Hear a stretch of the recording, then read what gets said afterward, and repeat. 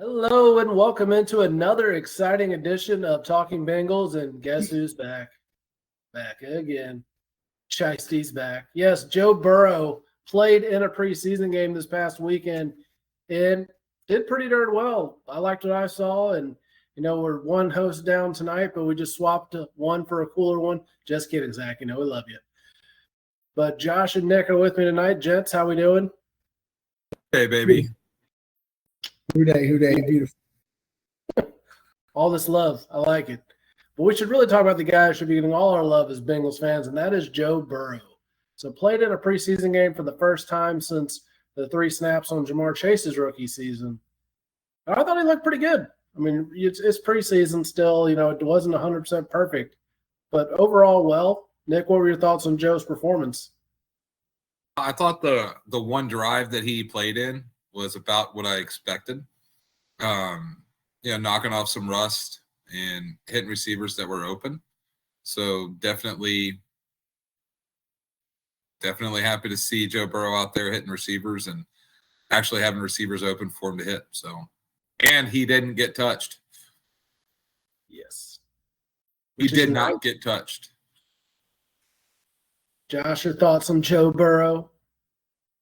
Well, I mean, the one time he almost got touched, he basically just spiked it, threw it right at the feet, and it was good decision. Didn't try to scramble. There's no point. It's preseason. Yeah, but I thought he looked like he was sharp. The one time he really did take a chance was the touchdown pass that was going to T. Higgins. It was in his hands past two quarters. It was beautiful. There was nobody else who could have had a play on that ball but T. Higgins, and he had him dead to rights. I thought it was a beautiful shot, and that would have been beautiful if it happened. But other than that, it was just pinpoint accuracy, exactly what we were looking for. I just hope that translates into the regular season. And so do you guys want to see more of Joe Burrow in the preseason? I know I would actually like to see him get a couple more drives, especially with the topic we're going to get to here in a little while. But, yeah, I'd say the head nods. Yeah, we'd all like to see a little bit more Joe Burrow here in the preseason. But what were your all's other takes from preseason game one, other than the fact that it looked like a preseason game? Josh, what do you got? Jermaine Burton, he's looking like he's going to be a stud. Granted, he was playing against practice squad guys, third stringers, but he had 2 passes caught in over 80 yards. I don't know why they waited until so long to play him. Probably just because he is a rookie. They didn't want to, do anything to help his case. I don't get it. But yeah, well, they don't want to crown him, I don't think. You want to make him earn it a little bit. Yeah, I mean, he looked good.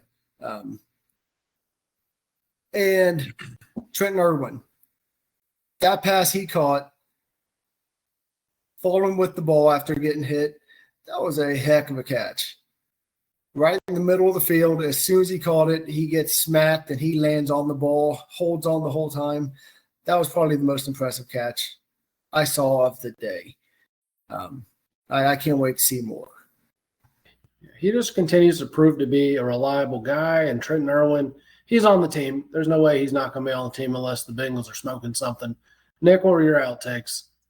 I mean, smoking something might be something that the Brown family does. I don't know. Teach their own. We don't know. But anyways, the devil's lettuce is for the birds.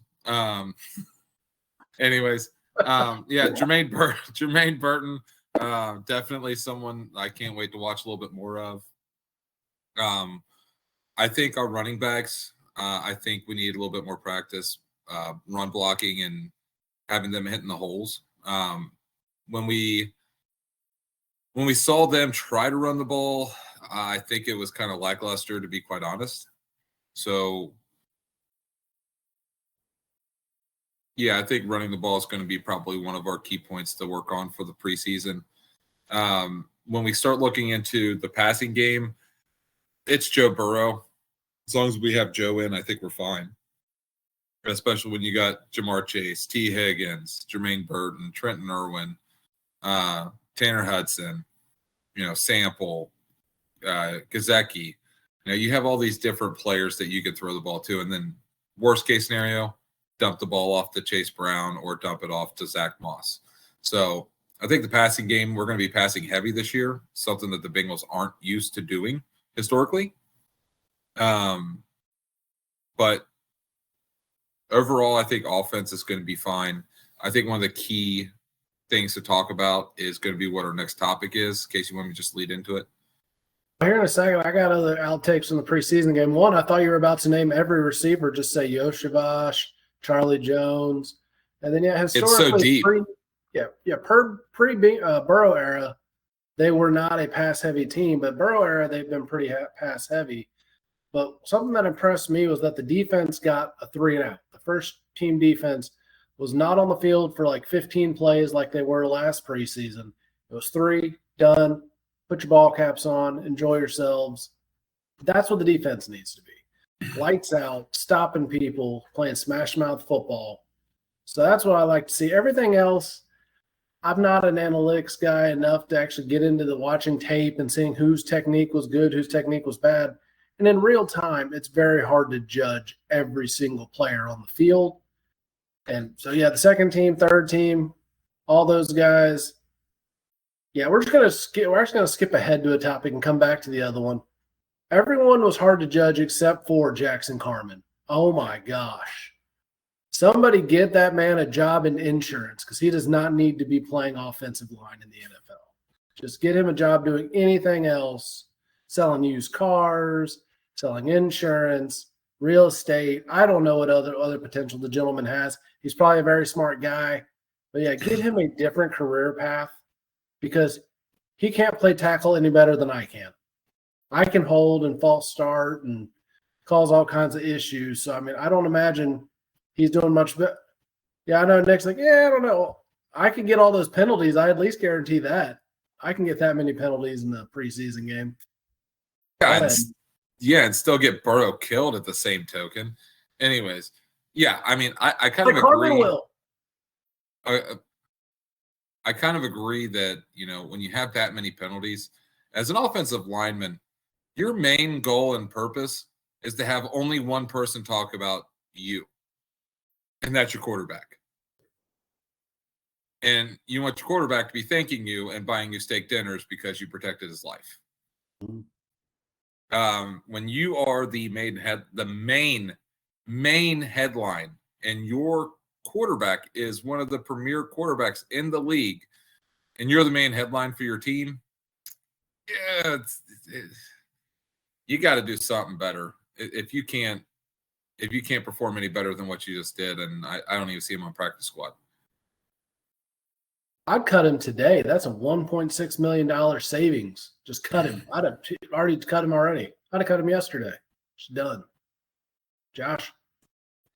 The Jackson Carman experiment, it's over. It was over last year.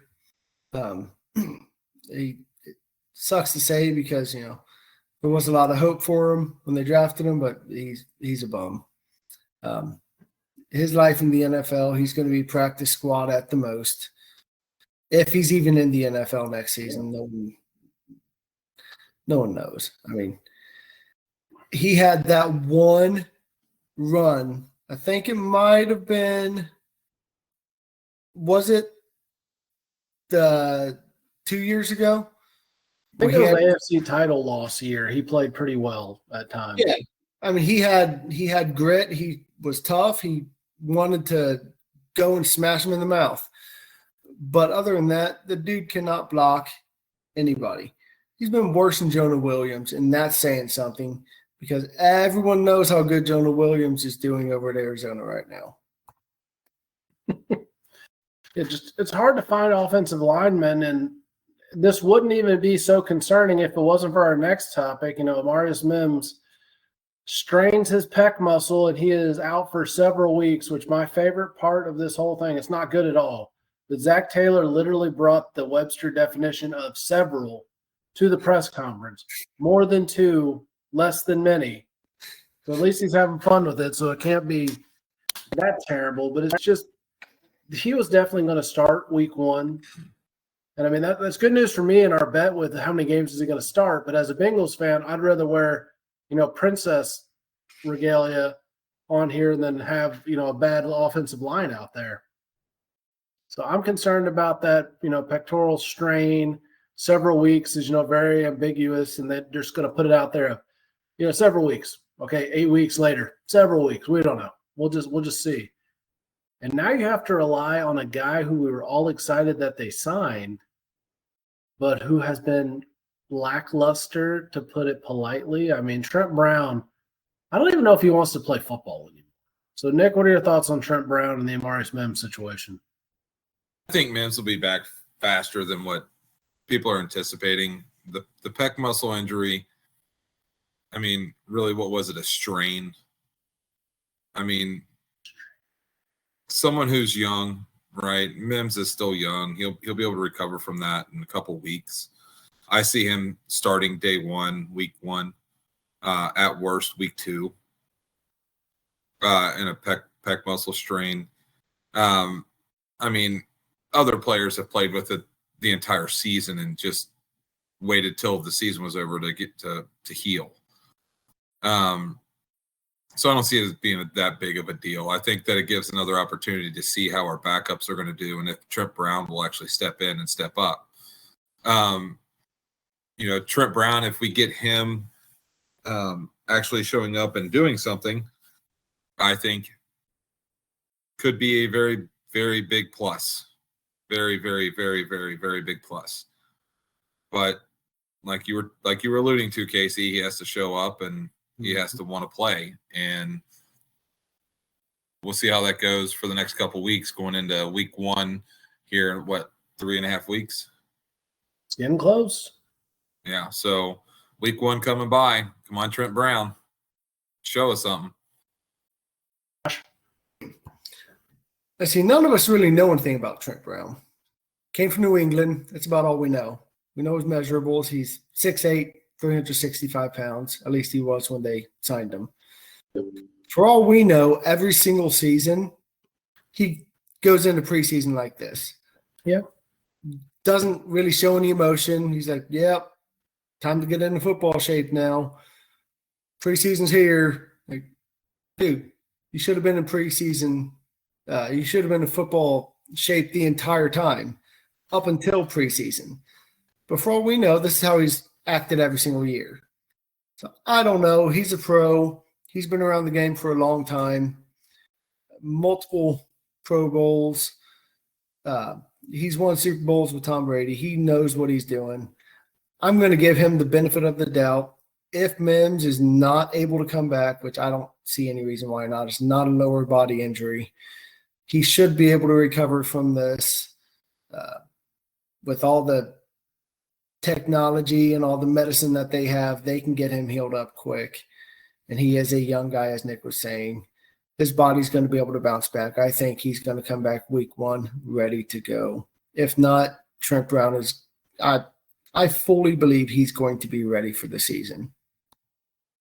Yeah, we might actually see the Brownsers, which is a joke that was coming out when he first got signed, between Orlando and Trent could be the Brownsers. So maybe we'll see that. If it does, hope it goes well. If not, I'd love to see Mims out there because I just want to see whoever's going to keep Joe Burrow upright and safe and be able to open some holes in the running game. But that's going to bring us to our next exciting topic, which is our trivia for the week. So Nick was complaining. And Nick was complaining before the show that the trivia is too hard. So we're going to make this one a pretty big softball. So we'll see if they can get this one right. So since Chad Johnson, what? What did you say? Say it again. Rudy Johnson. No. Already wrong. Golly, this is like Celebrity Jeopardy on SNL. Dolly Parton. More cowbell. Okay, so here's the question: if the contestants would hush. So since Chad Johnson, what three Bengals have worn the number 85 during the season?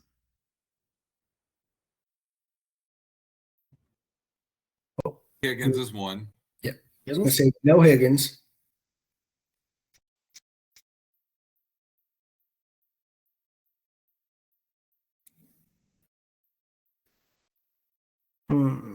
the season is what's getting me.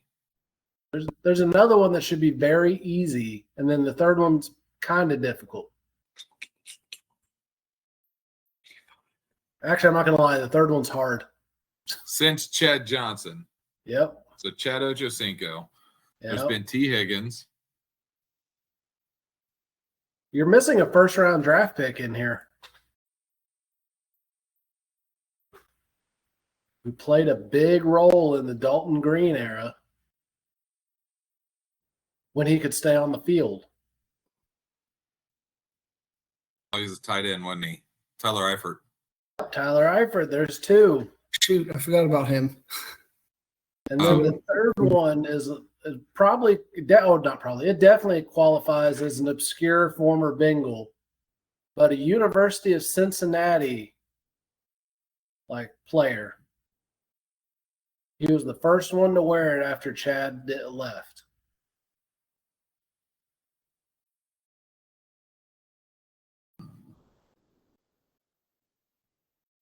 I know when you say it, I'm going to be mad that I knew it.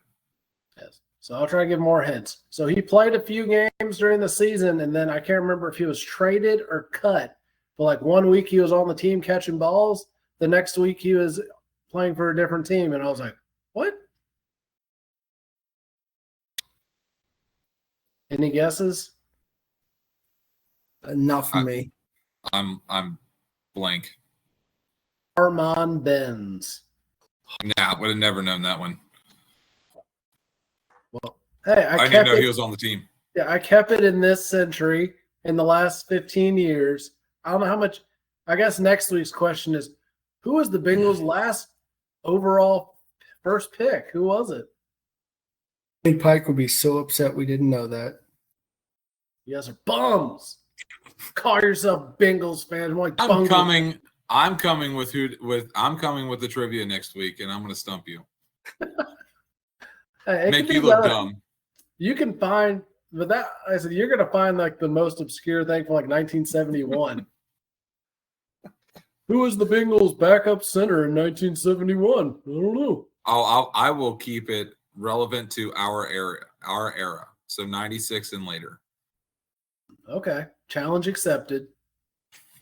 Let's see what you got next week. But until then, let's dive into some more of our era of Bengals stuff with Who Day History this week. Who Day History. It's Rudy Johnson time. Rudy. Time to remember the guy who, was after Dillon. He was the first really good running back right after Corey Dillon was there. He's tiny. He's a very short, small guy. And we thought he was tiny until Giovanni Bernard. And, of course, Gio was Mighty Mouse or Scrappy Doo or whatever he is. But, yeah, Rudy Johnson, a lot of fun memories there. Good running back to follow. Whoever talks first gets to go. Go. Rudy Johnson. Oh, here we go. rock, paper, scissors, go. All right, Rudy Johnson. Rudy Johnson is one of the main running backs that, I think that it's going to be really hard to forget because of the era that he played in. He was a workhorse on that team. He ran almost every single time that we ran the ball. I'm going to be honest with you. I don't remember any other running backs in that era off the top of my head when Rudy was on the team. Larry Johnson. Bernard Scott. Okay. Bernard Scott. All right. But still, you see what I'm saying? Those are guys that name recognition, unless someone says it, you're going to be like, oh, yeah, I forgot about him. It was Rudy, right? Rudy was the man. Absolutely loved watching him play. He had a lot of heart. Kind of reminds me back to the movie Rudy, if you're old enough to remember that. And how old are we? That's my question. We're not even old enough to have been alive during the movie Rudy. Not the actual time frame it was supposed to be filmed in. Anyways, before I was rudely interrupted by this bald guy with a beard. Apparently there's a lot of bald hate going on here. That is profiling, sir. and discrimination. Anyways. We don't tolerate that on this show. Anyways, yeah, I mean, Rudy was a heck of a running back. Gave a lot of really good years to the Bengals, and honestly, when he left, I was sad to see him leave. Just somebody who came out and played football hard every single time. So Josh, hit us with some fun stats about Rudy Johnson. I mean, Rudy was a straight up workhorse, man. I mean, I loved watching Rudy. He was probably the first running back that I really, I was old enough to really care. I fell in love with him. He was awesome. He had 3 seasons in a row with over 1,300 yards. 3 seasons in a row with over 1,300 yards.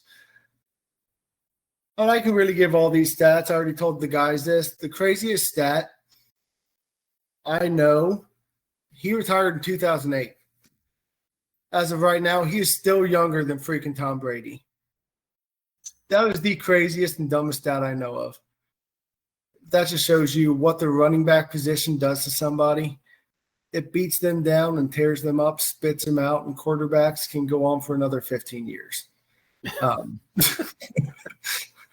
I mean, but Rudy Johnson, like I said, he was a workhorse. He was somebody that was easy to root for. He was a staple of that team in that era. He's really what helped usher them into the 2000s. And yeah, go ahead, Josh. Finish your thought. I was just going to, finish with something like he was awesome, but I'll just pass it right back to you. Go ahead. He is awesome. And this made me think of a redemption Who Day trivia question for you guys. So Cardboard Heroes in Florence Mall was a place that we've all been. We saw the shirts. And during this era, one of my favorite shirts came out. And it said, something about the Bengals. Nils. They have 3 Johnsons and 1 Big Willie. Name the 4 players that shirt refers to.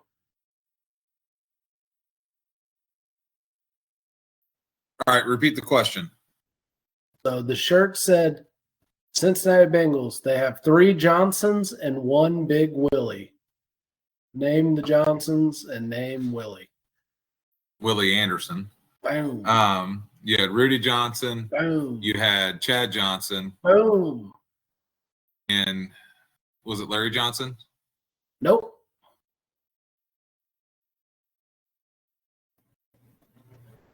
You guys want a hint?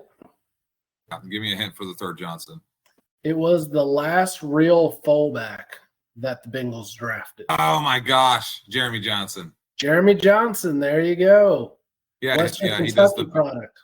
He does Bengals tots over there on Mall Road. If that's still there. I think it is. Yeah.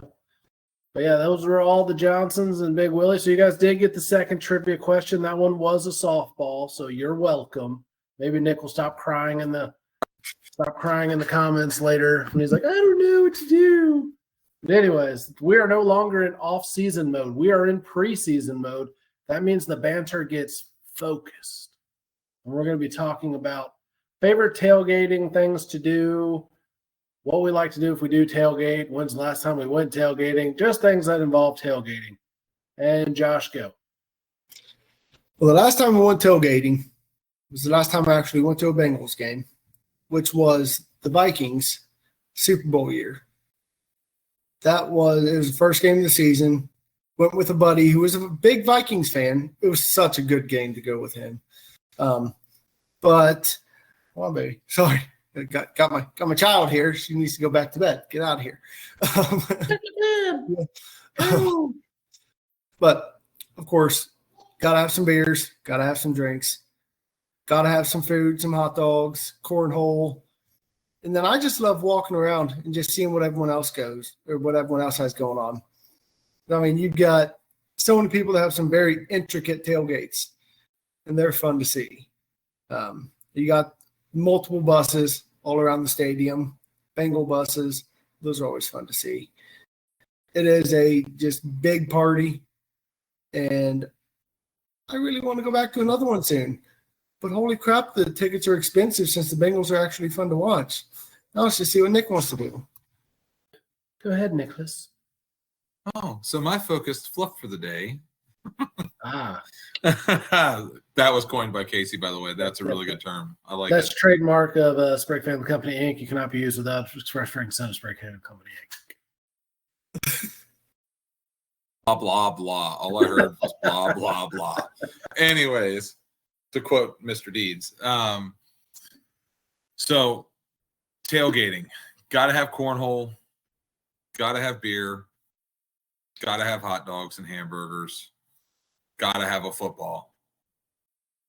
Right? So if you're not playing cornhole, you're tossing football. If you're not playing cornhole or tossing football, you better be eating something. Got to have the music, right? Back in the day, it was the boom box. Now, right, you got your Bluetooth speakers. Now you got your Bluetooth speakers. Casey, I think the last time I tailgated was with you back in what was that, like 2011?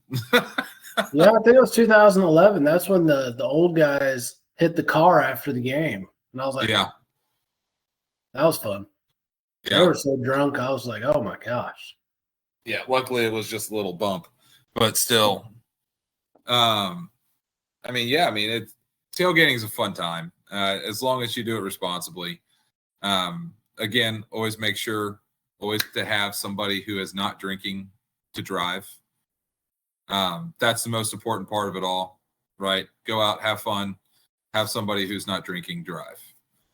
Make sure they're drinking water, pay for their food, their drinks.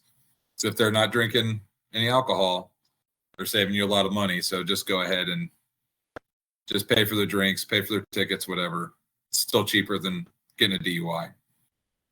It is. And another thing, we haven't been tailgating in quite a while because I haven't been to a non-preseason game because I don't really live in the Cincinnati area. I don't, now I don't again. But my thing is, it's not our fault you can't decide where you want to live. Yeah, I'm a gypsy. Back off. Stop judging my lifestyle, bro. Judgment on you. I don't care. I'm rubber, you're glue. Whatever you say bounce off me, it goes back to you. Yeah, okay. So anyways, back to real important stuff. But I know we don't like a lot of other teams as Bengals fans. But if you're out there tailgating, show them a good time. Let them know that the area is a hospitable area. We all enjoy football. And we are welcoming to any fan base who wants to hang out with us, except for the Steelers, Ravens, and Browns. They can all kiss our rear ends. But everybody else, you are welcome to hang out, have a good time, enjoy the tailgate experience. And if you're another AFC North team, especially the scumbags in Pittsburgh, just go away. That's about my 2 cents on tailgating. And definitely, and if you sell your tickets to a Steelers fan, you're not a Bengals fan. I don't care how much money you're making off of them. You are not a Bengals fan. So don't try to say you are. Moral of the story, Steelers fans, Ravens fans too, just Browns fans as well. Just stay home. I mean, in all honesty, I've not really had any issues with Browns fans when I've been at games with them. They're loud and obnoxious, but they're not rude or violent. Ravens fans are actually not that bad to deal with in the crowd. Steelers fans do get fighty. So, yeah, I've seen a lot of fights at Bengals Steelers games. So, yeah, it's not a game to ever take kids to, and they're obnoxious. But if you've ever been to Pittsburgh, you see how crappy it is, and you'll understand why they hate their lives. So, there you go. You're not lying. I'm not lying. I mean, the downtown by the river is okay, and that's it. Last time I was in that area, it was awful. And it's like anybody who's not from that area that likes the Steelers or any Pittsburgh team, go to that area. Yeah. Right. It was steel mills. It's no longer steel mills. Everything's closed down.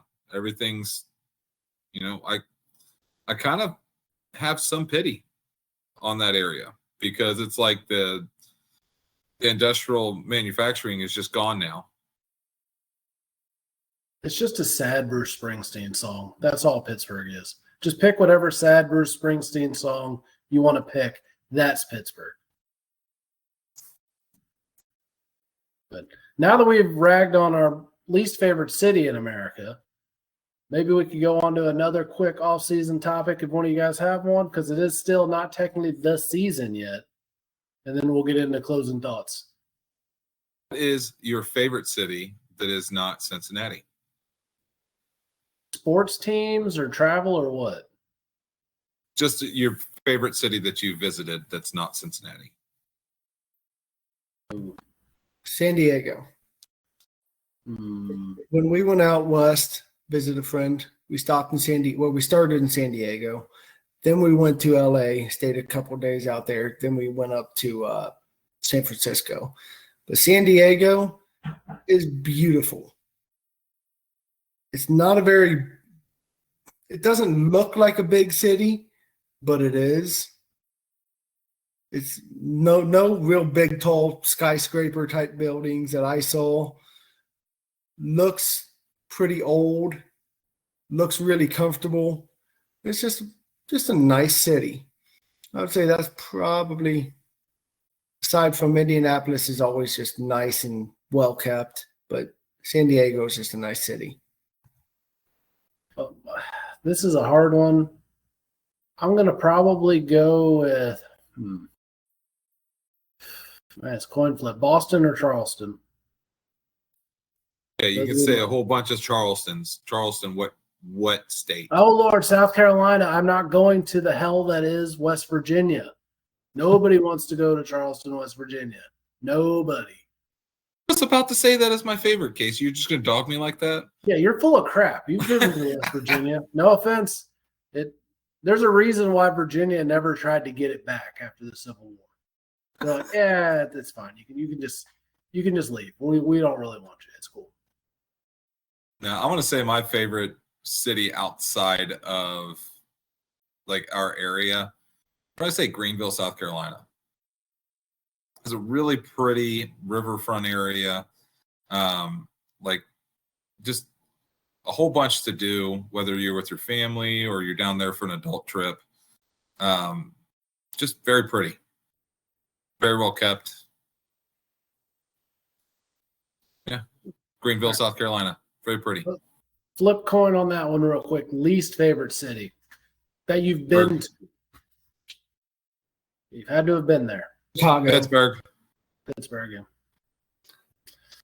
I've been in Chicago twice, never had a good experience. I cannot stand Chicago or the people in Chicago. Now, see, I'd say Pittsburgh, but their river area, as long as you stay just in the river, it's fine. Not good, but fine. My least favorite is Seattle. Oh my gosh, Seattle is a cesspool. For if you enjoy it there, I guess you like homeless people and smelly hippies. I'm calling Jacqueline. Yeah, you can tell Jacqueline she already despises me anyway, so who cares? But, I mean, if that's what you're into is homeless people and smelly hippies, good on you. I mean, I've been there 3 times. I have zero desire to ever go back. The traffic's a nightmare. There's nothing. It's always cold and damp. No, thank you. No love for Seattle. I've actually got one more party topic. Ooh. Given to us by, again, my wife. She listens to every show now. She seems to love the off-season topics. She needs to make an appearance, like just come sit with us one night or creep over your shoulder. Like she should just see her head just pop up right here out of the darkness. I think it'd be funny if she put on one of those skull caps that make her look bald and just creeped over your shoulder. Well, she'd have to have at least a little bit of beard too. That way she fits in. Yeah, you can speckle it on with like brown paint or something. Yes. So she wants to know, what is your favorite party foods? Badline chili dip. I like that. What is it? Rotel sausage and cheese, like the Velveeta dip. That one's really good. Yes. Cheers, Josh. Mine is what we've made it before we get together at your house, Casey. I think you were there too, Nick. Our Philly cheesesteaks. We make those were so good. Very Those good. were so good. We make so much at one time. It ends up being a party food. Yeah, those were delicious. Absolutely delicious. Not a big fan of spicy food typically, but Josh, those were worth every last drop of heartburn I had that entire night and the next day. Hi. You're supposed to make an appearance. Yeah. Just get your head and just pop in. Right Just behind join the club, Kristen. Come on. I love Oh, let's see if she's coming closer. There she is. There's Kristen. So we're going to do an all spouses episode here soon. It's going to be called Talking Anything But Bengals. I don't think. They're probably just going to sit there and rag on us. I think Kristen would probably be the only one that would talk anything Bengals. Everybody else would be like, idiot. Nah, my wife would just sit here and just bash the Bengals and all their poor decision making over the last 20-something years. Well, our listener base is going way down after this one.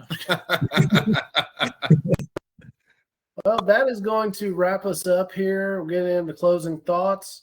So, Josh, what are your closing thoughts? If you haven't yet, check this out on YouTube. Other than that, next preseason games coming up. Hopefully we get to see some more Joe Burrow. Hopefully they can get something figured out with Jamar Chase. Get him into Chicago. Get him on the field. Word. Nicholas? Absolutely. Definitely agree with that. Get that contract taken care of. Just get it out of the way. So looking at the schedule coming up, we got that preseason game coming up in Chicago. It's coming up on the 17th. Make sure you're tuning in, watching that game, at least the first couple of drives. It's on a Saturday, so it makes it real easy for everybody to watch it. But even more importantly, make sure you follow us on all of our socials. Very easy to follow us. Find us on Facebook at Talkin_Bengals. And then he's plugging the wrong socials now. Well, find us. Just search for Talkin Bengals, right? TALKIN Bengals. No G. And then search for our beacons in the About Us. That's how you find us. Anyways, excited to see Burrow. Excited to see Jamar Chase when he's finally able to get that contract. Let's get it done this year. I think the Joe Burrow winning Super Bowl in Nolans is going to be absolutely, as the young kids used to say, lit. Lit. No cap. No cap. Now, does Joe Burrow have to go back with that same jersey that he wore in the national championship game? Like it. Well, since Nick doesn't read the group chat and didn't realize that we've updated all the socials to make life easy because we love our fans and our fellow Bengals fans, it is now talking.Bengals. So like you said, no G, talking.Bengals on every platform that we have other than the Book of Faces, because the Book of Faces wanted to keep us talking Bengals. So you can find us really simple, really easy. Like, subscribe. We're going to keep bringing great content. We're looking to get something going for the first game of the year episode. So keep track of us, keep following us. Thank you for everything y'all do and all the support. Buy some awesome Talking Bengals gear or buy some of our fun and funny shirts. Don't forget to support Ken Anderson and Willie Anderson and get their shirt to get them 30% going to both their charities, and also sign the petition. Don't like it only. Don't share it only. Sign it. We got to get those signatures so we can get it pushed up. Other than that, have a wonderful week, everybody, and see you next time on Talking Bengals. Hooday. Hey.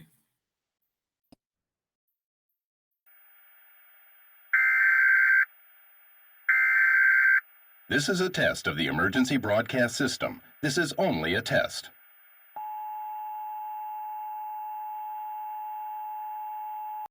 Hello and welcome into another exciting edition of Talking Bengals. We have the entire crew with us here this week. And if this is your first time joining us, thank you for coming to the insanity and you missed all of the wonderful off-season content. You get our preseason content this week. And if you haven't already, go ahead and like and subscribe and follow on all of our favorite social media platforms on the YouTube, the Facebook, X, formerly known as Twitter, Tiki-Takis, and whatever else the kids are into these days, the gram and whatnot, at Talking_Bengals. We are one name everywhere you look for us now. Thank you, Zach, for fixing a lot of our social media issues. He's here for us. And Nick does a lot of stuff with his hands. We just apparently just talk with our hands now. Nick, go ahead. How are you? It is Talkin_Bengals. Hey, I was right and it's recorded. It's all the way out there for the internet to see. How about that? Casey, in your face. Hooday, baby. That's right. You were half right because you said Talking_Bengals on 2 of them and then Talking Bengals on the other 2. So No, you didn't even let me finish. So I said Talkin_Bengals. And then you cut me off like the whatever person loser. you are. Zach, welcome back. Talkin_Bengals, baby. Hooday. All right, Nick's muted for the rest of the episode.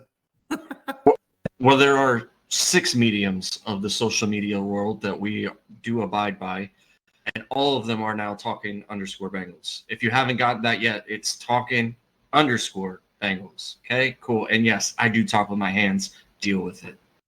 There's no G in this game except for the one in the middle of Bengals, apparently, but none at the end. No, just me. I'm the only G. And Josh, please bring us back to reality and out of the stupidity. I don't freaking know. I just zoned out halfway through. You all just keep going on, and I'm just going to have myself another Bengal beer. Josh, we don't call you the best guy who doesn't pay attention for anything. We'll tell you that much. All right.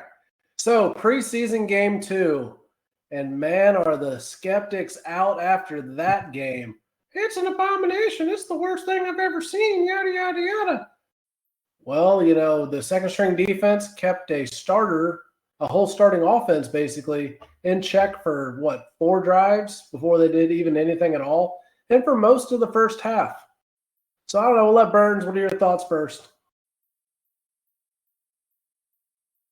With you on that part, it was nice to see that the second string can hold a starting NFL offense to 3 points for majority of the time that they were out there. But man, the depth that Ted Karras says that the team has, they played very inconsistently down the stretch, making a lot of mistakes that you would expect out of third string players and things like that. It's going to be hard to make the team when you consistently make mistakes. But overall, like you said, the second team played well. It was kind of a game that was to be expected when none of the starters and half the second string guys that are the backup, guys are not going to play because of health concerns. It was a bad practice week last week, just everybody getting banged up in that joint practice with the Bears. I don't know what they were doing, but when you lose 2 guys to patella issues in the same practice about an hour apart, that's not good. That's not good for anybody. That's not good for anybody in the sport. So it is what it is. They took a precautionary side for the starters, and kudos to Zach Taylor making that call. I only agree. Josh, you want to expand a little bit? Yeah, I mean, just based on the practice alone, Joe Burrow said it was basically the exact same kind of rain that they had in Cleveland for the first game. Just a nonstop little bit of rain, but constant wet. Everything was slippery, and that was the worst kind of rain. You either want it to be pouring down to where you're just going to be soaked and just deal with it, or you want it to be dry. And it was just spitting rain the entire time. So that's where you run into more of a chance of getting injuries, having issues, sloppy football. And I mean, I was just based on the game itself, I was actually, I wouldn't say impressed, but I was happy with the way that the second team played against the chosen one. He did not look very good.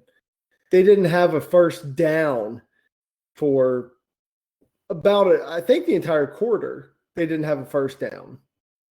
He looked bad.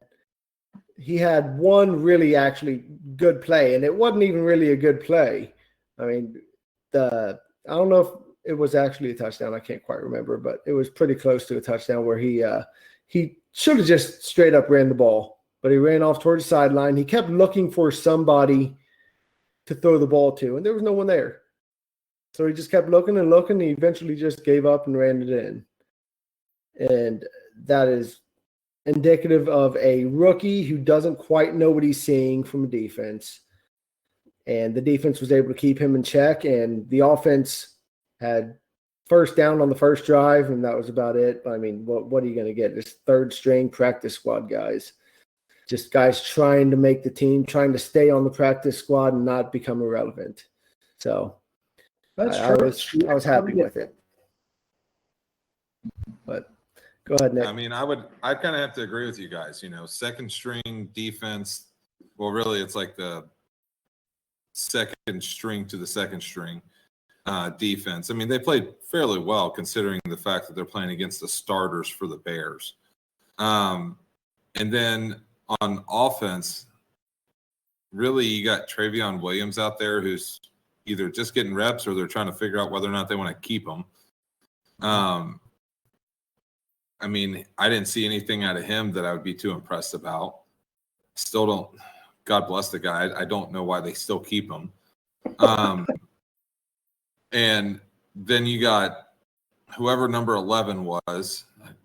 Logan Woodside. Yeah. Again, I don't know why they've kept him.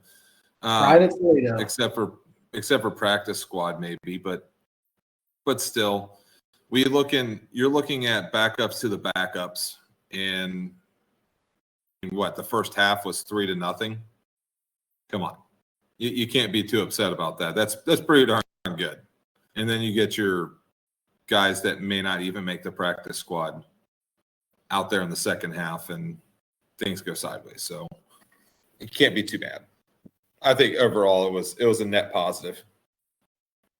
That wasn't quite the halftime score, but close enough. It was still for the Bears and all the announcers talking like, Williams is going to be the greatest quarterback ever in the history of the NFL. He looked bad. So, Bears fans, enjoy your 3-0 preseason thus far, and we'll see what happens when you actually play against legitimate NFL football players. But, yeah, Travion Williams, he had a couple good pass pickups on blitzes. That was about it. Logan Woodside, he proved why he'll probably be holding a clipboard or in the what's even left, XFL, whatever the other FLs are that aren't the NFL. He'll probably be back in those leagues at some point. I mean, he's a scrappy young guy. But this is his fourth year? I know the Bengals signed him as an undrafted free agent after when he came out of college. So he's not really a guy that's going to make an impact. He's here to take reps, keep Browning and Burrow healthy, and that's it. So, yeah, the game had a lot of good items, but, some bad ones there. Terrible news on the injury front right now. Myles Murphy went down today at practice, holding his knee, looked like a non-contact injury. And we all know non-contact injuries are usually something terrible with your knee. ACL, MCL, PCL, meniscus, something that we don't want to talk about at this point in the season or ever. But that could be a huge blow to a position group that I already think is really shallow. Defensive end is not somewhere I have a whole lot of faith in at the moment. And to lose the guy who's supposed to be taking a big second-year jump, that could be devastating for this team. So moving into other injuries, Zach talked about the two earlier this week where he had guys go down. So, Zach, you want to talk about those injuries a little bit? Yeah, so it was just been a rough, 8 days on the practice field for the team, it feels like. And it's just growing, and it's unfortunate. I think Monday they officially put both of them on the IR. I'm pulling it up right now. So Chris Evans and Deontay Smith both went down on the injured reserve. And then, not really saying much for Deontay Smith, right? Being on the offensive tackle, because he's probably much just filling in for depth at this point. But for Chris Evans, a great special teams guy that we've used in multiple different platforms, I think this kind of opens up the door to see Jermaine Burton. We saw it a little bit against the Bears, come out there and play in that role to fill in for Chris Evans. So maybe we'll see an expanded role for him, keep him on the field as much as possible, which I'm not going to complain about because, in the two games so far, the preseason games, he's looked what we expected him to look like. and competing for that number one or that number two. Really, not really number one because we know who number one really is, but could compete if we needed him to for that number one role. Topics. I'm going to let the only kicker on the podcast talk about the big deal for Evan McPherson. Nicholas, talk to us about him making that $16.5 million. And I think it's a great move. He's one of the most consistent kickers in the league. He's got one of the biggest legs in the league. And when you're thinking about consistency, you don't want to have to worry about your place kicker. Keep that there, get that move out of the way, and then finalize your deal with Chase. I think that move with signing Money Mac, getting that deal out of the way, I think that opens up the door much wider to what we're going to be looking into paying Chase, coming in the next couple weeks. And I think that we're really close on that deal. And that brings us to the next topic, which is going to be Josh's. Josh, what is Jamar Chase doing? Is he literally going to follow what Chad Johnson said? He's not going to see the field until he gets paid. What are your thoughts? I mean, I wouldn't say he's not going to see the field until he gets paid. I fully expect, he will get paid before the season actually starts. But if it doesn't end up coming to that, I really think I'm going to see him out on the field. He's going to not miss games. He's still going to be making a lot of money as long as he plays. And he knows that. He knows that he is the number one. And this team, the Super Bowl chances rest on him. Higgins is the number two behind him, and everybody knows it. Higgins really knows that. And the thing is, he knows he's going to get paid. Mike Brown even said as such. He's going to get paid. They're going to do whatever they can to make sure they keep him on this team. So, I mean, I don't expect him to miss regular season games, but preseason games, no one really cares. Practices, you know what you're going to get from him. You know he's not just sitting around being lazy eating Cheetos. He's working out. He's staying fit. He's ready to go. Whenever his number gets called, whenever the regular season comes, he's going to be ready. So I don't think it's going to be a big deal when the time comes. Hitting the panic button for another week or two. If it's the game week 1, and he's still not suited up for some reason, then yeah, we're going to have to hit the panic button. That's probably what we'll call the episode that week is panic button, because that'd be terrifying. But yeah, you guys did a great job covering all those wonderful topics that have happened this week. Zach's got an alibi. Go ahead. What happened during the Chiefs game or right before the Chiefs game 2023? Does anybody remember?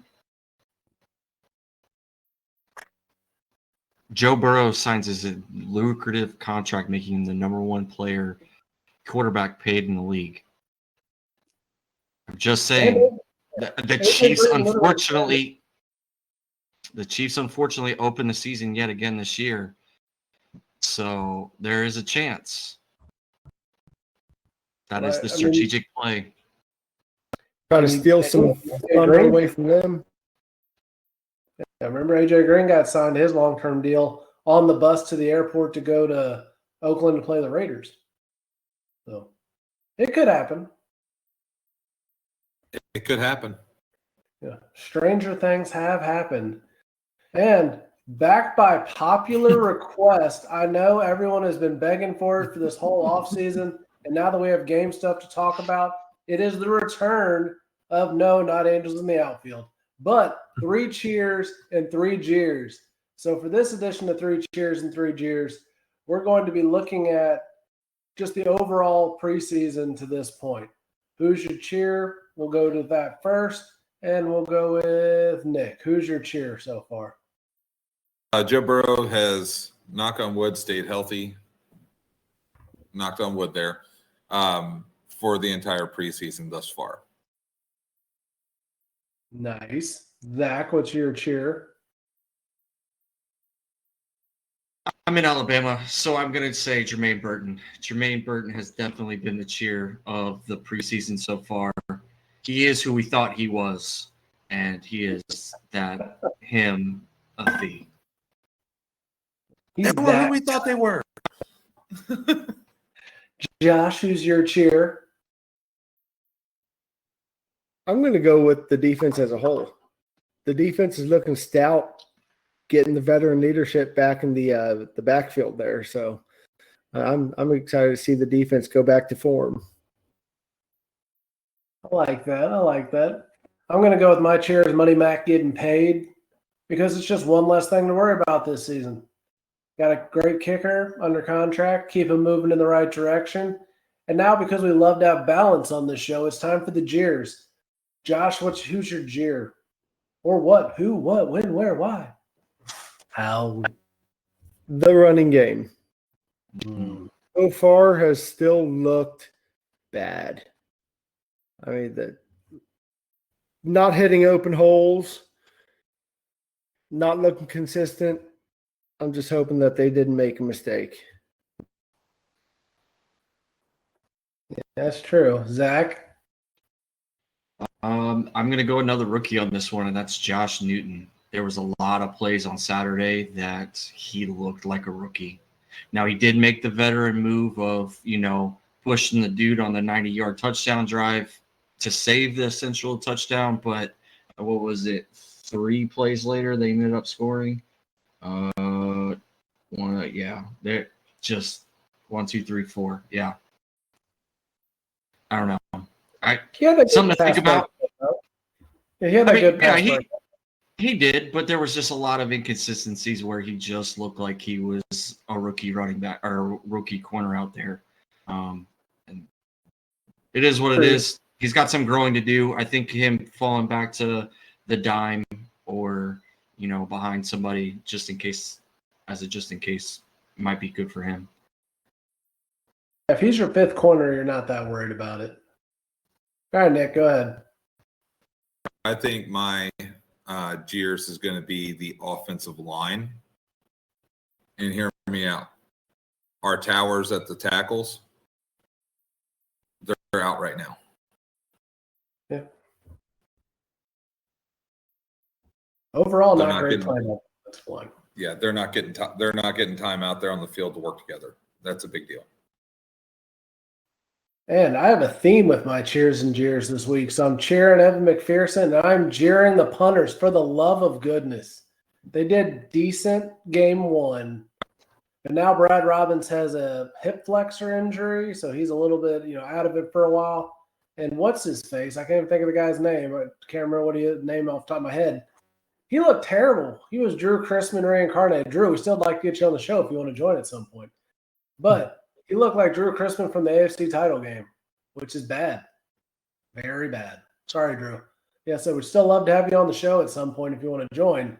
But call a spade a spade. I don't say I was a great pitcher, so it is what it is. Anyways, now that we've bashed people we've tried to get on the show before, let's jump into another happy topic here. It's our weekly edition of Who Day History. So this week, since it is preseason mode, we're getting into the best and the worst touchdown celebrations that we remember from Bengals players. And who am I going to throw it to first? Nick, let's go to you first. Best and worst touchdown celebrations. The best, the Icky Shuffle. Come on. It's the Icky Shuffle. There is no other best. Right, Jamar Chase doing the gritty, that's pretty good. But the Icky Shuffle was original. It's Icky. That's his. The worst, I'm going to say, forgive me, Ocho Cinco, but I think that the taking control of the camera was probably the worst. I didn't like that. I think that was too far. Josh, go ahead. What are your favorites? I got to big time disagree about the taking control of the camera, but I would say my favorite would be the Jamar Chase backflip that season. Completely unexpected. He's never done anything like it. He's always just done the gritty. But that one came out of nowhere, and it surprised everybody, and I think it was kind of exciting. I liked it. You're not going to like it, but, I mean, even though it's iconic, the Icky Shuffle is a bad celebration. It is not. It's iconic because of him, but it is not. It's not very good. You're not very good. Okay. Josh has now been muted. There is no Icky Woods hate allowed on this podcast. So Josh has now been voted off the island. No, I'm just kidding, Josh. We'll keep on. You Zach, go are ahead. the weakest link. Goodbye. I just unmuted myself. Hey, I liked him. Go ahead, Zach. Gotta get some cold cuts today, guys. Come on. Zach's just sitting there patiently, leaving us in suspense. Is it my turn? All right, cool. It's been your turn for like 30 seconds. Oh, okay. Well, Nick kept talking, so I was doing the polite thing, the gentleman thing, to just let him continue. Just thought you froze. No, I mean that is a possibility. Because this is Alabama and nothing matters.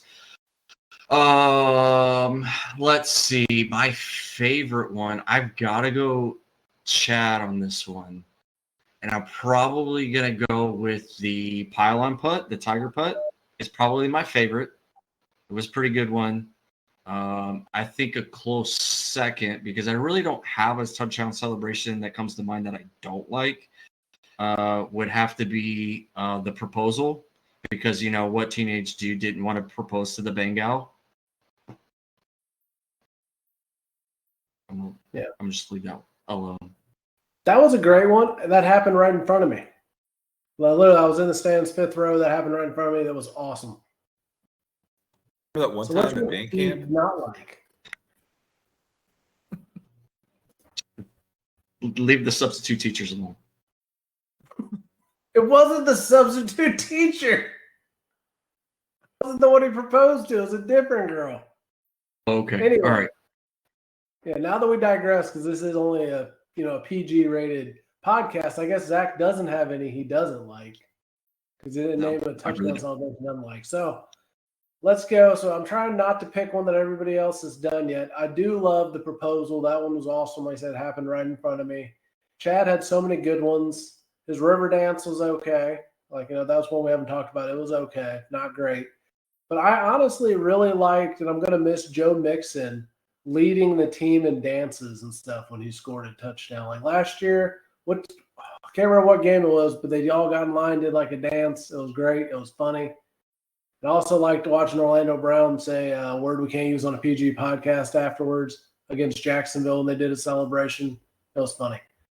Worst touchdown celebration. I can't believe nobody stole it from me. I was so worried. Kelly Washington. Squirrel? The squirrel's a classic. Oh my gosh, it is the biggest piece of look. He made me feel like I could do a touchdown celebration better. Yeah. It looked like it hurt him to do that. Like every time you watch it, like, oh, did he break his arm? Did he break his back? Oh, it's not right. It's just not right. But yeah, the Bengals have had a lot of great celebrations over the years. A couple bad ones. I'm trying to think, there's got to be another bad one that we're forgetting. Can anybody think of another bad touchdown celebration that's just abysmal? T.O. setting it on the goal line was probably my other least favorite touchdown celebration. Did he do that as a Bengal? He did. He walked and set it on the goal line for all 7 touchdowns he had. Zach remembers. How many touchdowns did he have, Zach? I don't want to talk about it. I'm kind of jealous I gave Joey that jersey, though, now that I think about it. Like, looking back, I'm like, man, obscure Bengals would appreciate this. Again, obscure Bengals, if you want to join the podcast, by all means. Hey, we're open to hanging out with people. We'll do what we do. We like to collab. Word up, homie. But on that note, since Nick has been complaining and whining and crying week after week that the trivia is too hard, he just doesn't know it. Nick got to pick the trivia this week. And if it's something from pre-2000, he's just being a jerk. So let's hear what you got, Nick. It's in the 2000s. While Kevin Huber was obviously the best punter Cincinnati has ever had, ever, in the history of Cincinnati Bengals, bar none. Which Bengals punter has the highest average yards per punt?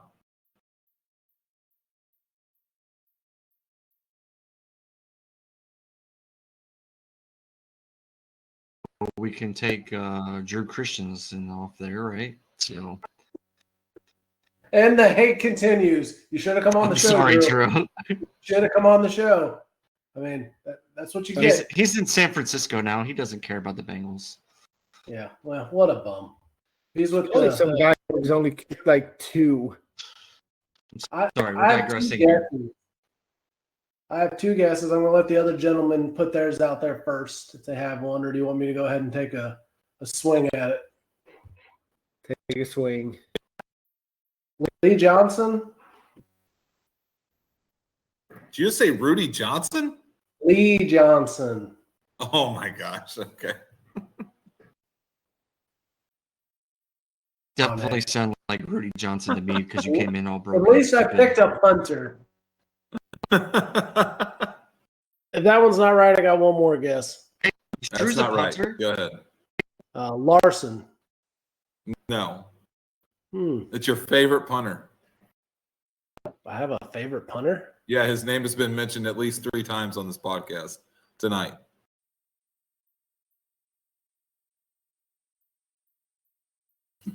Drew Chrisman. What? 47.8 yards on average.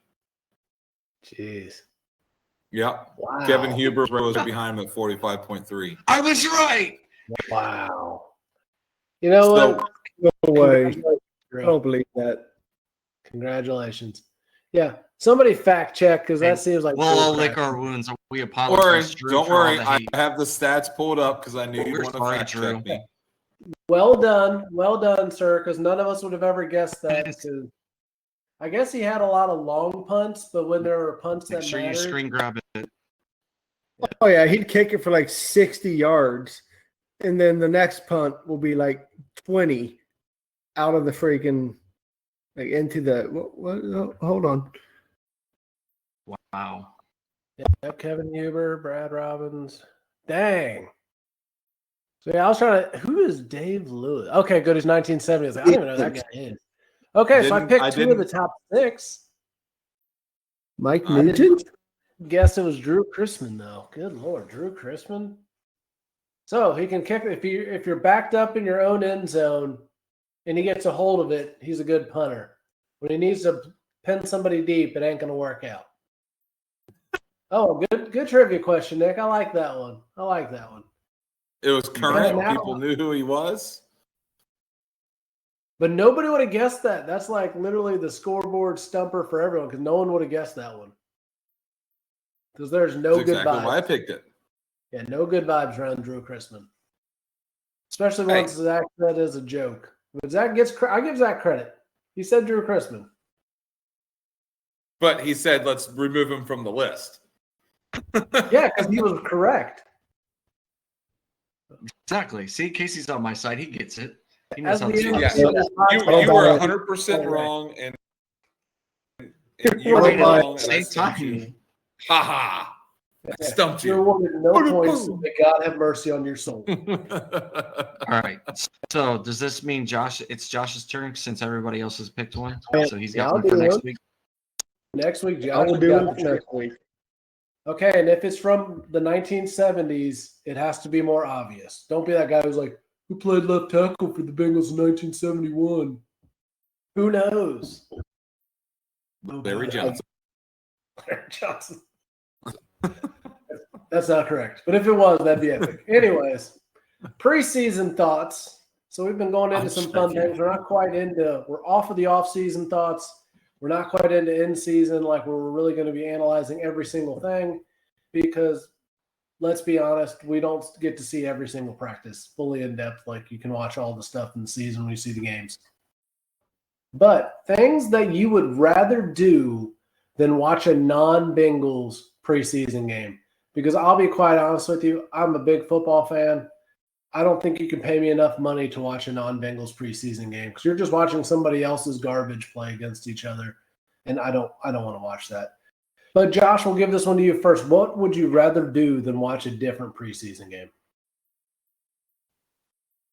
I would rather. I mean, literally just about anything. I don't like to go too many places because I'm a homebody. I mean, but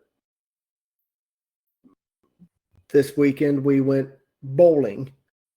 Just go bowling, go have some fun. I mean, play hide and seek with the kids, drink beers and watch the scary movie, cook something, do literally anything. Just go for a walk.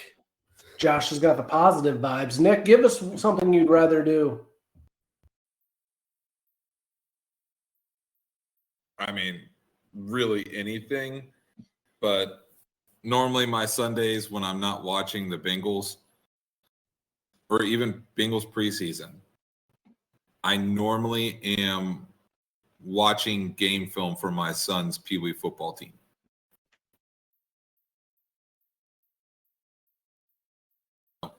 That's what I do. Well, all righty then. Okay, go ahead, Zach. What do you got? Make it interesting, Zach. All right. So I've put a lot of thought to this. Okay. So the lot of thought has been in the last 45 seconds listening to these guys. So I myself don't like to watch preseason football at all. Like me even watching a Bengals preseason game is a little hard. I caught myself playing games on my phone during it because I got tired of watching inconsistencies in on third strings. Anyway, I'm digressing here. So I would like to clean my bathroom. I would like to scrub the toilet. Talking about. I think I would like to paint my kitchen, right? And I don't know. I like woodworking, so maybe I'm doing some woodworking stuff around the house. So, like, you give us 3 painful ones and one you'd actually like to do. yeah, So, exactly, 100%. Following suit with that, I'd rather go to Target, which I would rather shoot myself in the foot than go into Target. But I'd rather go to Target than watch preseason. Man. It's so miserable. I'd rather watch the paint dry on the wall. It's bad. It's Well, like you can have Zach paint it and you can watch it. Yeah, exactly. It's like watching little kids play football, but you're not emotionally invested in all the hard work they've put into it. Because I get it's fun for the parents whose kids are actually out there and you've got to experience it and enjoy it. But if you're just a random person who stops and watches like second graders playing football, it looks like a lot of people running into each other and not a whole lot of stuff other than that. And that's what the preseason looks like. Looks like a lot of guys running into each other and not a whole heck of a lot else. But yeah, but something I would rather do that I actually enjoy, I'd rather mow the lawn. I like mowing the lawn. It's fun. Don't cut mine. Yeah. Hey, you know what? Maybe you should move to South Carolina and I will cut your lawn. There you go. That's up in the air right now. I don't I'll want to cut talk the about grass. it. Since I have so much money as a gazillionaire, I cut that grass for free. That's a terrible Forrest Gump, much closer to a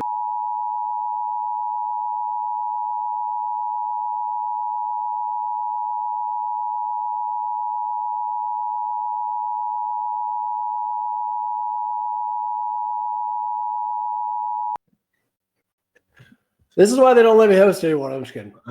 But we are into our closing thoughts. So, Josh, I've made Josh switch from beer to bourbon because of how rough I've been tonight. So, you're welcome, Josh. Well, I'm good. I have.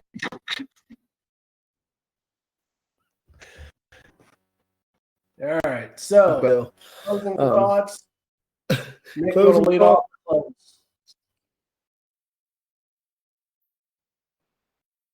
Hello? Oh. Hey. So, closing thoughts. Sorry, my microphone just stopped working for a second.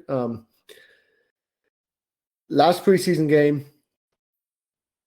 Let's get Jamar Chase signed. Let's get him finally freaking signed. Get him a little bit of practice because we've only got a couple more weeks till the season starts. Got to get him out there working with Burrow.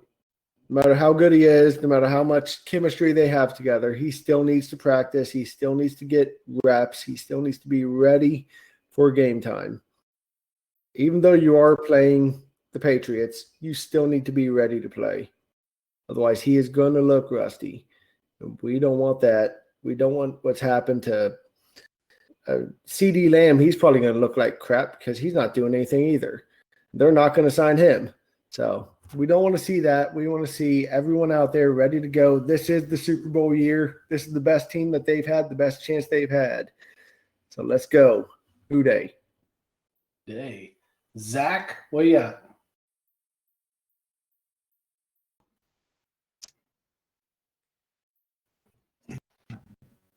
What I have right here is my draft of the Jamar Chase contract.